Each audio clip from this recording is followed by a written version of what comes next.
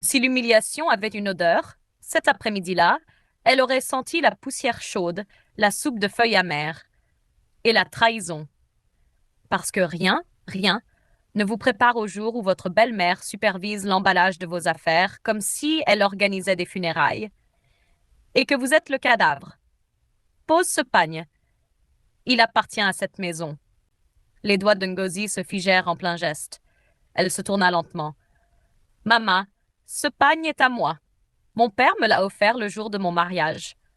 Mama Ifunanya ajusta son gel comme une reine sur le point de rendre son jugement. Ton père peut venir le récupérer là où tu vas, dit-elle, sa voix douce comme le poison est doux. Cette maison n'accueille pas les étrangers. Étrangers. Après 5 ans de mariage, après un enfant, après d'innombrables nuits à cuisiner, nettoyer et étirer l'argent comme du chewing-gum. Étrangère. Ngozi éclata de rire. Pas parce que quelque chose était drôle, mais parce que parfois, quand la douleur est trop forte, votre corps commence à se comporter comme s'il avait perdu le signal. Une étrangère qui vous a donné un petit-fils, demanda-t-elle, en désignant le petit garçon accroché à son pagne. Le petit Chinedu resserra son étreinte, sentant la tempête sans la comprendre. Mama Ifunanya claqua la langue. Un petit-fille qui ressemble à ta famille. Qui sait où tu l'as ramassé? Ah! Voilà. La vraie accusation, celle autour de laquelle ils tournaient comme des vautours depuis des mois. La poitrine de Ngozi se serra. Elle regarda vers l'embrasure de la porte. Emeka, appela-t-elle doucement. Son mari se tenait là, adossé au mur, silencieux, observant, comme quelqu'un qui regarde un match de football, pas sa propre vie qui s'effondre. Dis quelque chose, murmura-t-elle. Il ne bougea pas, ne la défendit pas, ne fit même pas semblant. À la place, il se gratta le menton et dit Ngozi, peut-être que c'est mieux que tu rentres chez toi pour un moment. Pour un moment. Le mensonge le plus dangereux de la langue anglaise. Pour un moment, répéta Ngozi, la voix brisée. Oui, répondit-il rapidement, comme si la vitesse rendait cela raisonnable. Laisse les choses se calmer. Maman n'est pas contente. Et tu sais comment elle est. Ngozi le fixa. Cet homme. Ce même Emeka, qui s'était tenu devant la maison de son père et avait dit Monsieur, je protégerai votre fille de ma vie. Apparemment, sa vie n'incluait pas les disputes. Mama Ifunanya tapa brusquement dans ses mains. On attend Noël? Emballez ses affaires. Deux des sœurs d'Emeka, Adaeze et Amaka, passèrent à l'action comme si elles répétaient depuis longtemps. Elles commencèrent à tirer les vêtements de l'armoire, les jetant dans un vieux sac Ghana Must Go. Sans plier, sans soin, juste une expulsion. Faites attention avec ça, cria Ngozi. C'est à Chinedu. Le camion jouet tomba au sol. Une roue se cassa. Chinedu éclata en sanglots. Ma voiture! Ma voiture! Ngozi accourut vers lui, le serrant dans ses bras. Ça va, mon bébé. Ça va. Mais ça n'allait pas. Rien n'allait. Emeka! Cria-t-elle encore, le désespoir désormais bruyant et sans honte. Tu vas vraiment les laisser faire ça? Il se déplaça mal à l'aise. Ngozi, ne rend pas ça plus difficile que ça ne l'est déjà? Plus difficile? Plus difficile que d'être jeté hors de sa propre maison comme de la nourriture périmée? Mama Ifunanya croisa les bras. Tu devrais nous remercier, dit-elle. Certaines familles auraient fait pire. Ngozi laissa échapper un rire creux. Pire que ça? Quoi, me tuer? Adaël sourit en coin. Ne nous tente pas. Le sac fut fermé. Comme ça? 5 ans de mariage réduit à une fermeture éclair qui résistait. Mama Ifunanya pointa la porte. Parse. Ngozi ne bougea pas. Pas tout de suite. Parce qu'au fond d'elle, une partie obstinée croyait encore que c'était un cauchemar dont elle allait se réveiller. Kemeka allait soudain crier Arrêtez, c'est ma femme. Que quelqu'un, n'importe qui, se souviendrait qu'elle était humaine. Mais personne ne le fit. Alors elle se pencha, ramassa son enfant brisé, souleva le sac déchiré et marcha. Le soleil dehors était impitoyable. Les voisins faisaient semblant de ne pas regarder, mais leurs oreilles s'étiraient comme des antennes, leurs yeux la suivaient comme une diffusion en direct. Alors qu'elle atteignait le portail, Emeka l'appela. Ngozi. Elle s'arrêta. L'espoir est une chose cruelle. Il renaît même quand il n'en a aucun droit. Elle se retourna. Oui? Il hésita, puis dit appelle-moi quand tu arrives. Ngozi cligna des yeux. Une fois, deux fois, puis elle sourit. Un sourire lent, douloureux. Ne t'inquiète pas, dit-elle, je ne troublerai pas ta paix. Et sur ces mots, elle sortit, sans savoir qu'elle entrait dans le chapitre le plus difficile de sa vie, ou le début de quelque chose qui, un jour, leur ferait à tous regretter la façon dont ils l'avaient traitée. Ce soir-là, chez son père. Chifokeke ne posa pas de questions immédiatement. Il regarda simplement sa fille debout à l'entrée, en sueur, décoiffée, tenant un enfant et un sac qui semblait avoir perdu un combat. Il soupira. Un soupir chargé à la fois de colère et de chagrin. Entre, dit-il. Plus tard dans la nuit, après que Shinedu se soit endormi, Ngozi s'assit sur le sol, le dos contre le mur.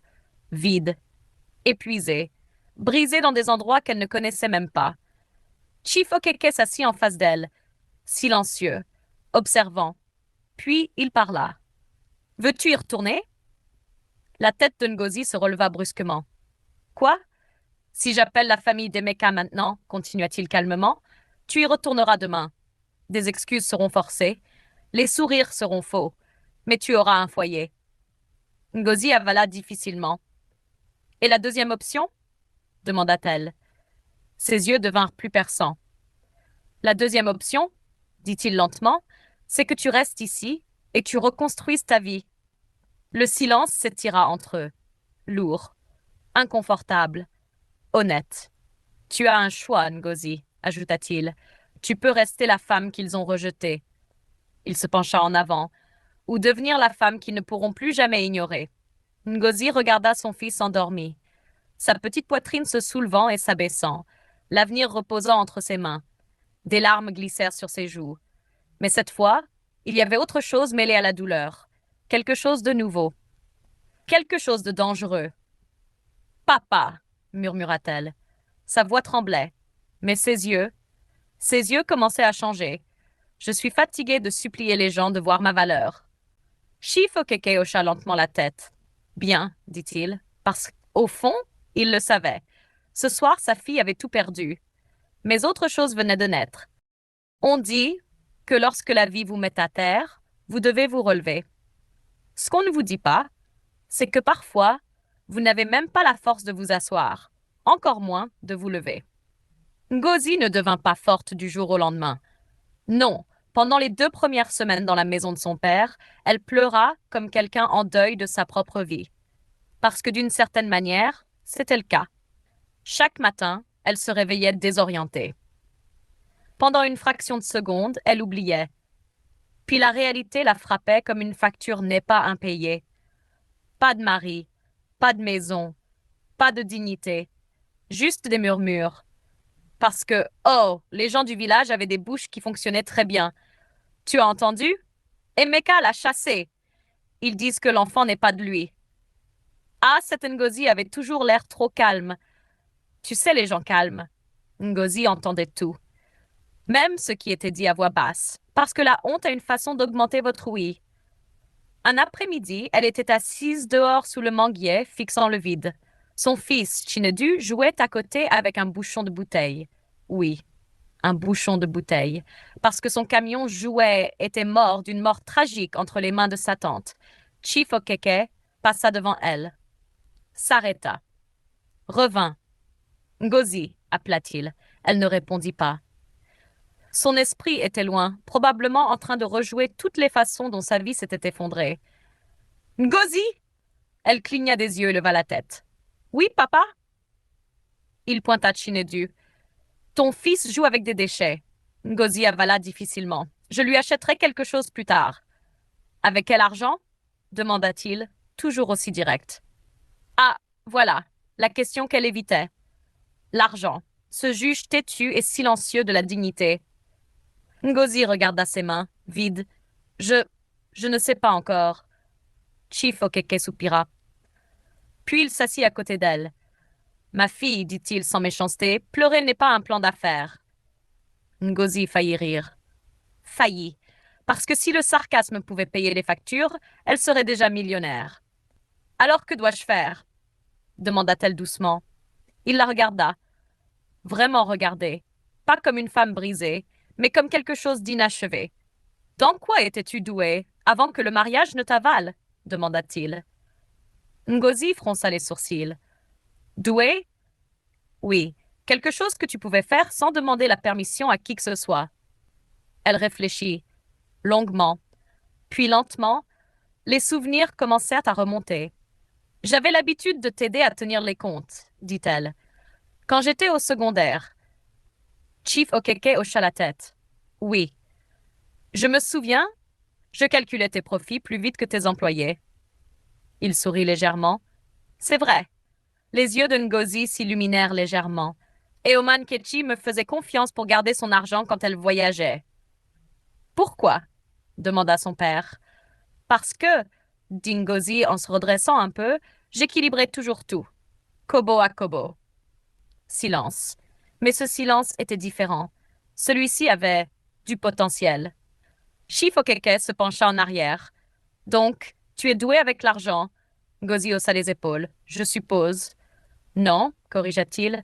Ne suppose pas. Sache. Puis il se leva, rentra à l'intérieur et revint avec quelque chose de petit, froissé. Froissé, presque insultant. Ngozi cligna des yeux. Papa? Prends-le, dit-il. Pourquoi faire? Pour ta nouvelle vie. Elle fixa l'argent comme s'il allait disparaître. Ça ne peut rien faire. Shifokeke leva un sourcil.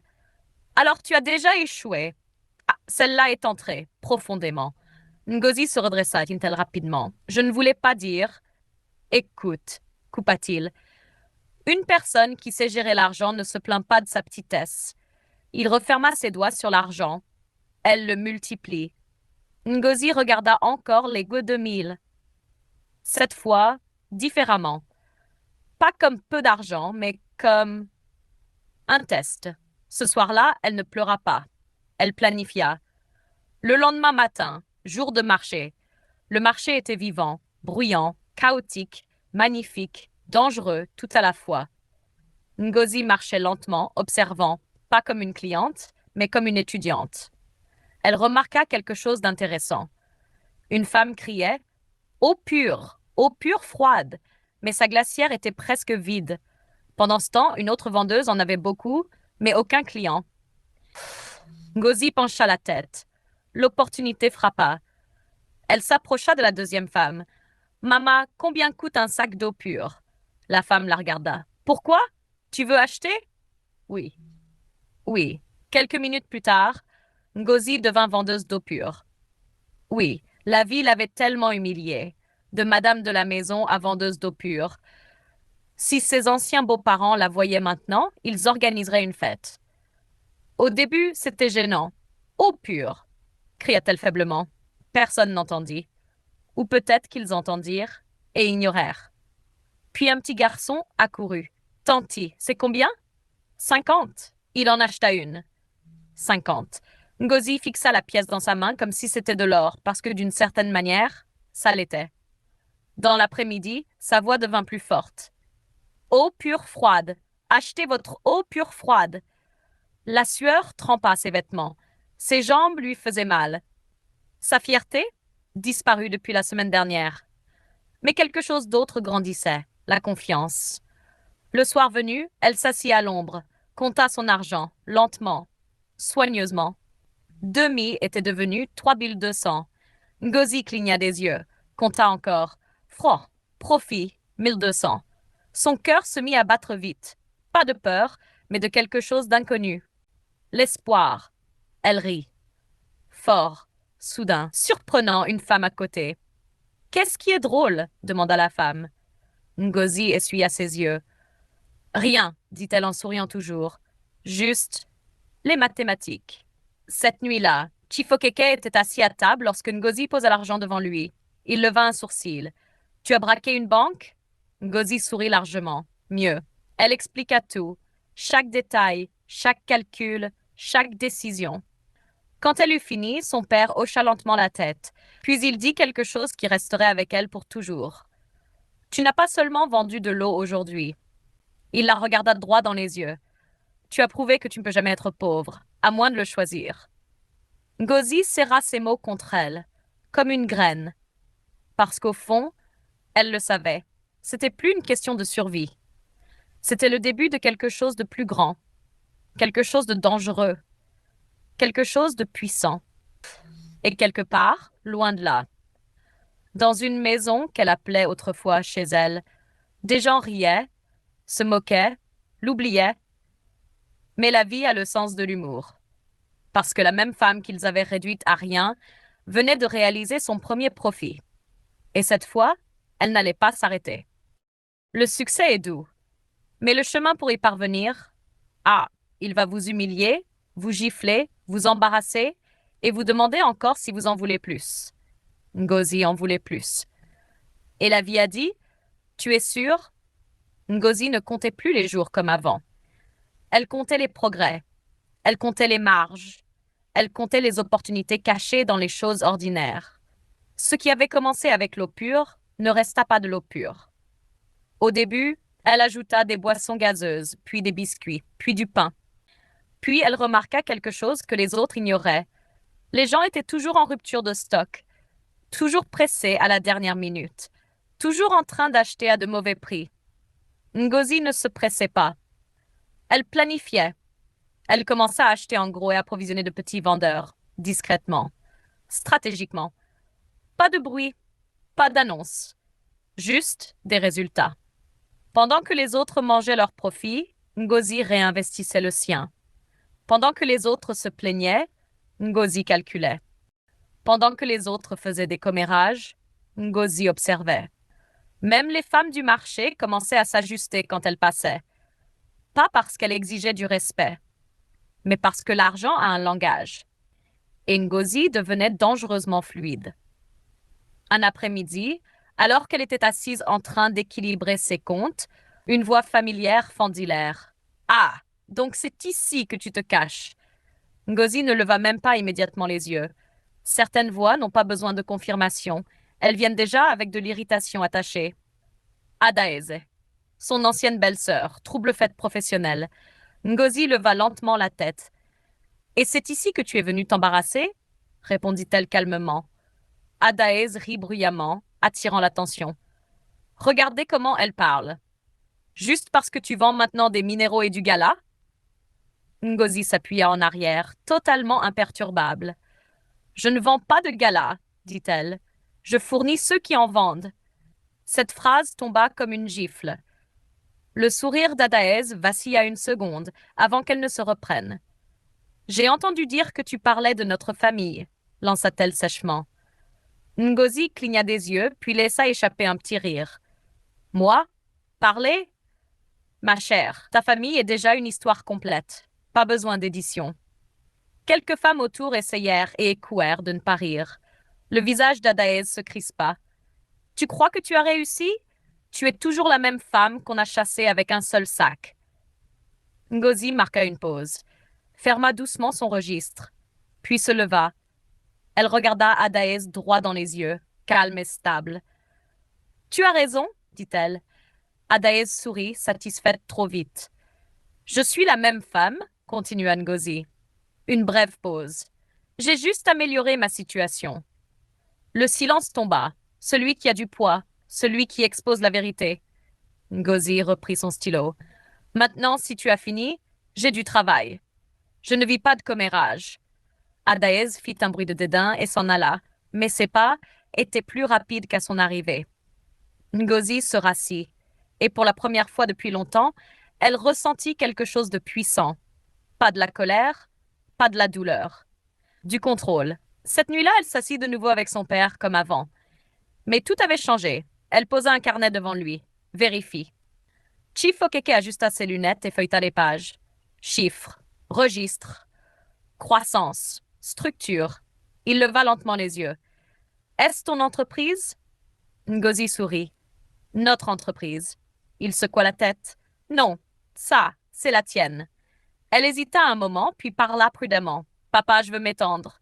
Son sourcil se leva. Vers quoi? Je veux une vraie boutique. Un endroit où les gens viennent, pas seulement de la fourniture. Il se pencha en arrière. Et combien cela coûtera-t-il? Elle le lui dit. Le silence suivit. long, lourd. Puis il rit doucement. Cela veut dire que tu es sérieuse. Ngozi ne sourit pas cette fois. J'ai toujours été sérieuse. J'étais juste distraite avant. Chief Okeke étudia son visage. Quand tu es revenu ici, j'ai cru avoir perdu ma fille, dit-il. Ngozi déglutit. Mais maintenant, continua-t-il, je regarde quelqu'un que je ne reconnais même pas. Ngozi expira lentement. Je ne me reconnaissais pas non plus. Il hocha la tête une fois. Bien, construisons ça. Le temps passa. Pas lentement, pas rapidement, mais régulièrement. Le genre de mouvement que seule la discipline crée. Et un jour, elle était là. Une enseigne. Simple. Audacieuse. Sans excuse. Shindu Co. Enterprises. Ngozi se tenait devant, le cœur plein d'une manière calme et maîtrisée. Pas d'excitation bruyante, pas de célébration tapageuse, juste l'accomplissement. Son fils se tenait à côté d'elle, lui tenant la main. Maman, c'est notre boutique? Demanda-t-il. Ngozi le regarda et sourit. Non, dit-elle doucement. Ce n'est que le début. Il fronça les sourcils. Il y a plus? Ngozi rit doucement. Il y a toujours plus. Quelque part ailleurs, dans une maison qui avait autrefois été tout son monde, les choses n'allaient pas bien. Emeka était assis en silence, fixant le vide. Son entreprise est en difficulté. Sa paix avait fait ses valises depuis longtemps. Sa mère parlait encore, comme toujours. J'ai entendu dire que cette fille réussit bien, dit-elle. Emeka ne répondit pas. On dit qu'elle a une grande boutique maintenant. Silence. Certaines personnes ont simplement de la chance, ajouta-t-elle. Emeka parla enfin. Ce n'est pas de la chance. Sa voix était basse. C'est Ngozi. Sa mère fit un geste de la main, dédaigneuse. Si elle était si bonne, pourquoi n'a-t-elle pas réussi ici? Emeka leva lentement les yeux, et pour une fois il n'y avait aucune confusion dans ses yeux. Parce que nous ne la méritions pas. Cette phrase resta dans l'air, lourde, inconfortable, vraie. Devant son magasin, Ngozi resta un moment immobile, regardant tout ce qu'elle avait construit à partir de rien. Elle n'était plus la femme qu'on avait chassée.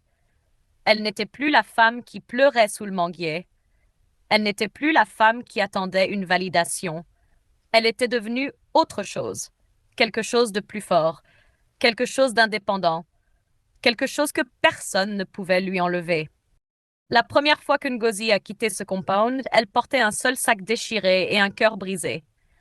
La deuxième fois qu'elle est revenue, elle ne portait rien. Elle est arrivée. La voiture s'arrêta lentement devant le portail, non pas parce qu'elle devait, mais parce que les moments comme celui-ci méritent de respirer. Ngozi descendit, ajustant légèrement ses lunettes de soleil. Simple, élégante, maîtrisée. Pas de bruit, pas d'annonce, juste une présence. Le compound n'avait pas changé. Les mêmes murs fissurés, la même porte têtue, la même atmosphère d'autorité inutile. Mais d'une certaine manière, il paraissait plus petit. Une femme de l'autre côté de la rue la vit la première. Ses yeux s'agrandirent. N'est-ce pas?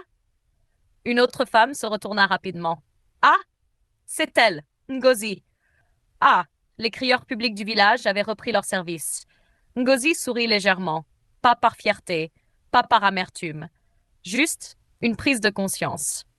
Elle marcha vers le portail, sans hésitation, sans peur, et frappa. Le portail s'ouvrit, et elle était là, Mama Ifunanya, toujours debout comme la présidente des deux opinions inutiles. Pendant un instant, les deux femmes se regardèrent simplement. Passé, présent, conséquence, tout pas silencieusement entre elles. Mama Ifunanya reprit la première.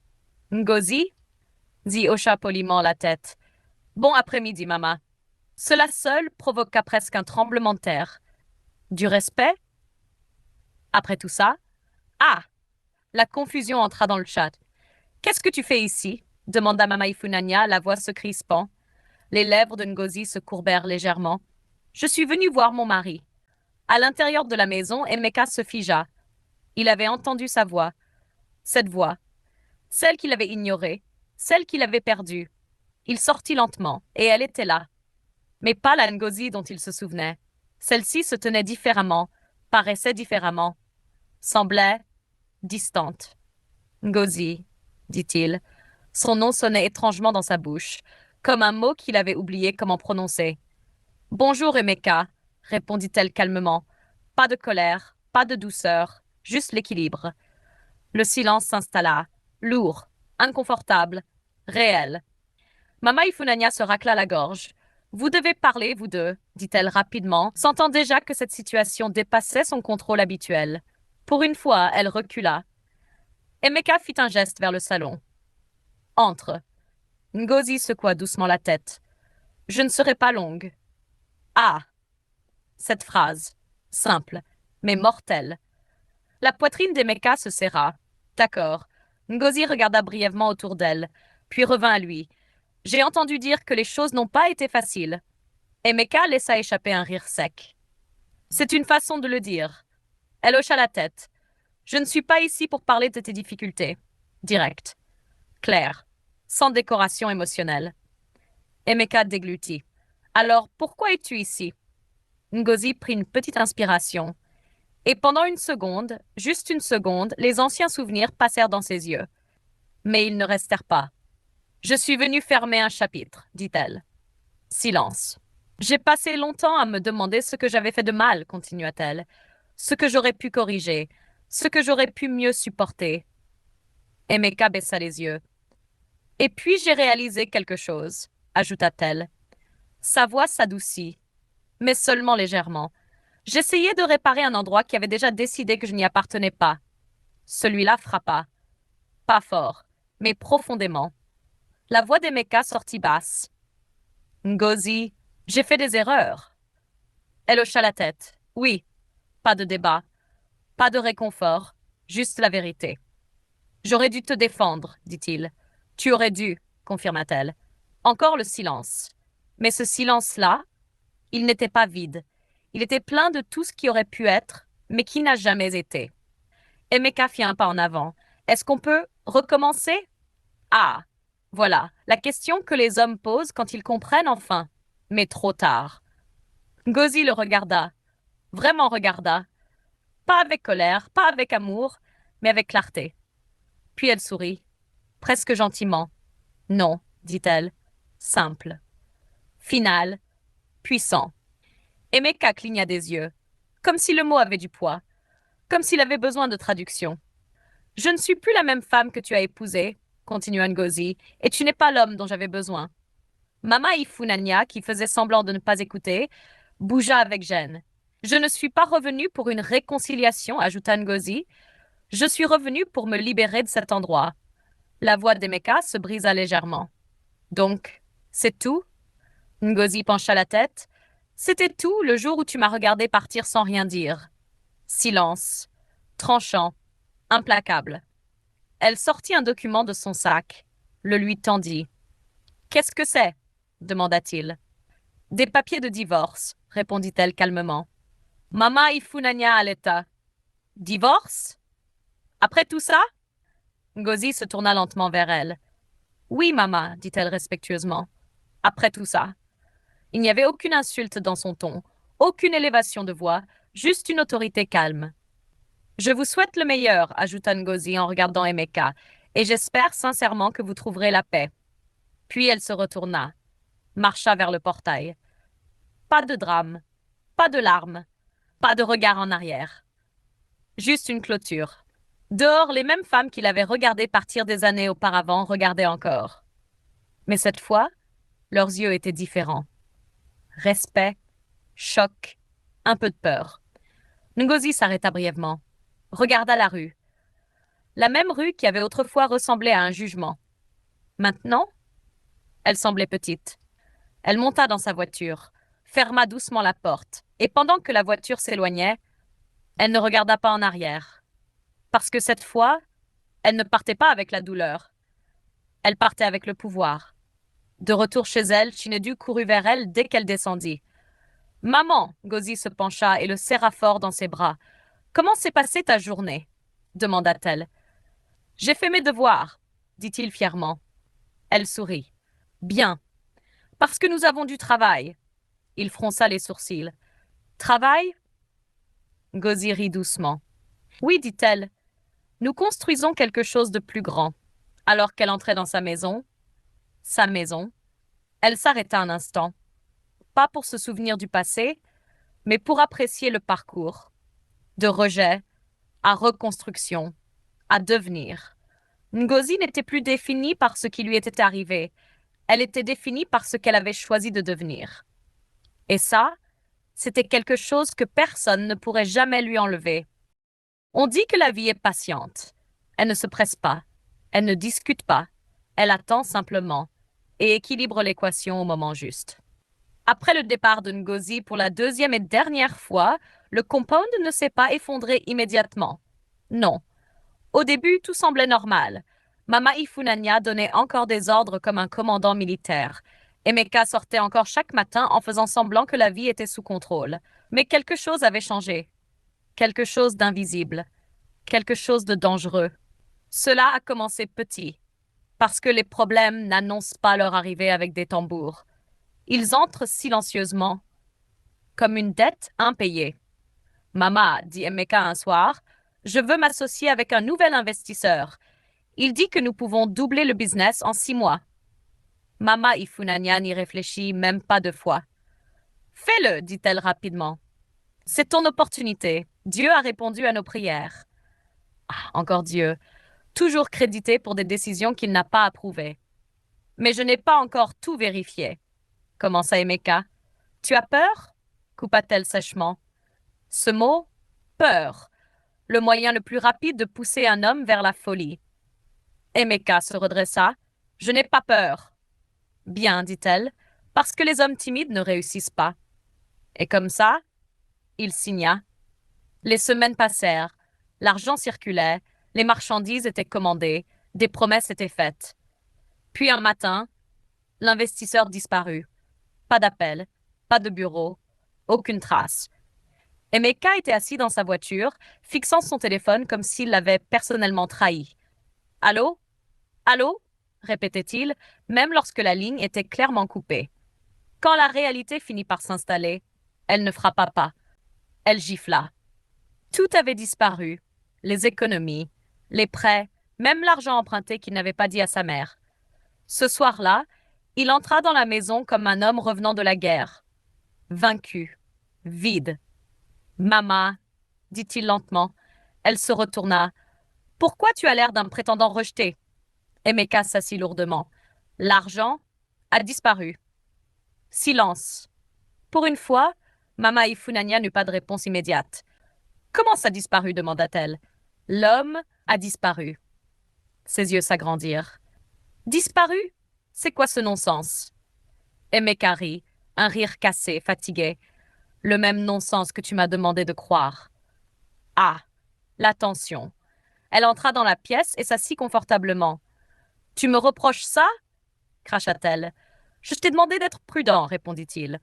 Non, tu ne l'as pas fait, répliqua-t-elle. Tu cherches juste quelqu'un à blâmer pour ton échec. Échec. Encore ce mot. J'ai tout perdu, cria Emeka. Et c'est la faute de qui? Répliqua-t-elle immédiatement. Comme ça, la maison qui s'était autrefois unie contre Ngozi se retourna contre elle-même.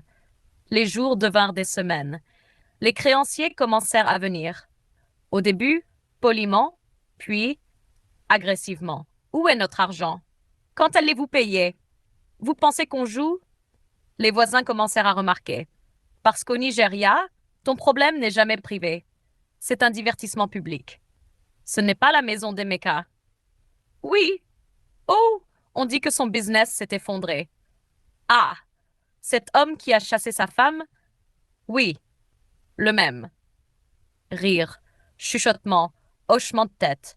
Regardez ce qui arrive quand un homme n'a pas de tête. Toujours à suivre sa mère comme un boy de maison. Très faible homme. Faible. Ce mot se répandit plus vite que le feu de l'harmattan. Même dans la maison, le respect disparut. Mama Ifunanya, autrefois bruyante et fière, devint plus silencieuse. Pas parce qu'elle avait changé, mais parce que la réalité l'avait humiliée. Un après-midi, elle était assise seule et murmura « Si cette fille était ici », puis elle s'arrêta. Parce que pour la première fois, elle comprit quelque chose de douloureux. Ngozi n'avait jamais été le problème. Mais l'orgueil, ah, L'orgueil ne s'excuse pas facilement. Pendant ce temps, le monde de Ngozi était différent, paisible, structuré, en croissance. Son entreprise avait dépassé tout ce qu'elle imaginait. Plusieurs magasins, des fournitures circulant dans plusieurs villes, de l'argent qui circulait, pas de façon insensée, mais intelligemment. Mais cette fois, ce n'était pas seulement le business qui grandissait. Un soir, alors qu'elle vérifiait ses comptes, quelqu'un toussa. AM. Ngozi leva les yeux. Et il était là. Kunlel. Grande, calme, bien parlée. Le genre d'homme qui n'a pas besoin de crier pour être entendu. Tu es toujours aussi sérieuse demanda-t-il avec un léger sourire. Ngozi leva un sourcil. Tu es toujours aussi distrayant. Il rit. Je suis venue discuter partenariat, pas te déranger. Bien, répondit-elle, parce que je ne mélange pas business et bêtises. Parfait, dit-il, parce que je n'offre pas de bêtises, c'est ainsi que ça commença. Pas avec des feux d'artifice, pas avec du désespoir, mais avec du respect. Kunle n'essaya pas de la sauver, n'essaya pas de l'impressionner avec de fausses promesses, n'essaya pas de la contrôler. Il se contenta de la rencontrer là où elle était. Et pour la première fois depuis longtemps, Ngozi se permit de ressentir quelque chose de nouveau. Pas le besoin, pas la dépendance, mais la possibilité. Chinedu l'aimait aussi, ce qui, selon la politique des enfants nigérians, représentait déjà 70% d'approbation. Un soir, alors qu'ils étaient tous assis ensemble, riant de quelque chose de simple, Ngozi s'arrêta. Elle regarda sa vie, son fils, sa paix, sa croissance. Et elle sourit. Parce que quelque part, dans une autre partie de la ville, son passé continuait à lutter pour respirer. Tandis qu'elle, elle avait tourné la page. Pas seulement financièrement, pas seulement physiquement, mais complètement. Et ça, c'est le genre de succès qui ne peut pas être arraché. C'est la fin de cette histoire. La leçon morale de cette histoire est, peu importe à quel point la vie vous brise, vous n'êtes jamais fini, à moins que vous ne décidiez de l'être. Le rejet n'est pas la fin. C'est souvent le début de quelque chose de plus grand. Quand les gens vous sous-estiment, ne gaspillez pas votre énergie à leur prouver qu'ils ont tort. Construisez-vous au point que votre succès parle pour vous. Ne suppliez jamais pour être valorisé. Devenez quelqu'un qu'on ne peut pas ignorer. Si cette histoire vous a touché, n'oubliez pas de liker, partager et vous abonner pour plus d'histoires puissantes comme celle-ci. Et souvenez-vous, votre histoire n'est pas encore terminée.